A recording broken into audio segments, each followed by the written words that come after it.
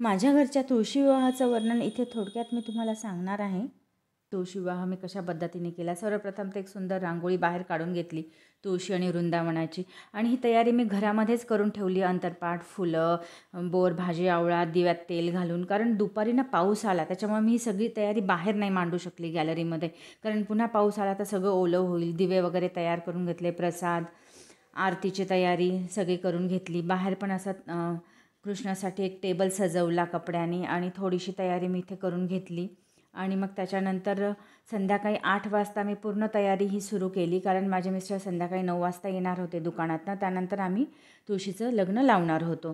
तर याला खोपडी म्हणतात. हे तुळशीच्या वर लावलं जसं मंडपसारखं लावतात, पण खोपडी हा शब्द आहे इकडे नागपूरमध्ये त्याला. ती लावून घेतली आणि सगळे हार आणि काही नेकलेस वगैरे तुळशीला घातले, जे व्हिडिओत नाही दिसत त्या हारामुळे दबून गेले. आणि आता इथे दुधादयाने देवाला आंघोळ घातली. थोडंसं उटणंसुद्धा लावलं मी तुळशीला आणि श्रीकृष्णाला. आणि मग हळद कुंकू अक्षदा वाहून फुलं वाहिले. आणि त्याच्यानंतर मी हळद पण लावते. लग्नाच्या आधी जसे नवरदेव नवरीला हळद लावली जाते तशी इथे मी हळद दुधामध्ये भिजवत आहे. दूध टाकून हळद भिजवली आणि ती आधी नवरीला म्हणजे तुळशीला लावली, आणि मग तीच हळद मी कृष्णाला लावली. अशा प्रकारे आमचा हा विधी सुरू होता. आम्ही तिघांनी मिळून खूप व्यवस्थित असं सगळी छान तयारी केली होती, आणि व्यवस्थित सगळे दिवे फुलवात वगैरे पेटवून आम्ही यथासांग याची पूजा केली मनोभावे. इथे बोर, भाजी, आवळा हे तुळशीला वाहिलं जातं.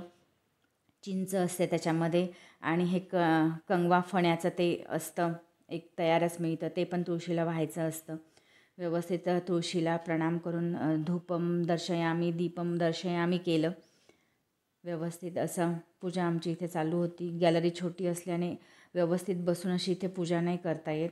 थोडंसं अडचणच होते, पण ठीक आहे. नैवेद्य दाखवला प्रसादाचा, फळांचा, आणि मग त्याच्यानंतर आम्ही मंगलाष्टक म्हटलं. ॲक्च्युली आम्ही नाही म्हटलं, रेकॉर्डवरती लावलं. अंतरपाट नवरा नवरीमध्ये अंतरपाट धरला आणि इथे मंगलाष्टक रेकॉर्डवरती म्हटलं, आणि त्याच्यानंतर आरती केली. तुळशीची कृष्णाची आरती केली, त्याचं रेकॉर्डिंग झालं नाही. मग इथे फायनल लग्न लागलं तुळशीचं श्रीकृष्णाशी, आणि मुलांनी असं छानपैकी इथे पांचजन्य वाजवला आहे अशा प्रकारे. आणि मग शेवटी सगळी पूजा झाल्यानंतर बाळकृष्णाला तुळशीमध्ये ठेवलं जातं रात्रभर. अशा प्रकारे तुळशीमध्ये बाळकृष्णाला ठेवलं, आणि आमच्या इथे विवाहाची विधी इथे पूर्ण झालेली आहे. तर तुम्ही कशा पद्धतीने विवाह करता? असं छान मी फुलांनी सजवण्यासाठी म्हणून श्रीकृष्णाला आवडणारे हे गोकर्णाचे निळे फुलं मी इकडे तिकडे तुळशीवरती वाहिले होते, आणि एक फोटो तो बनतो.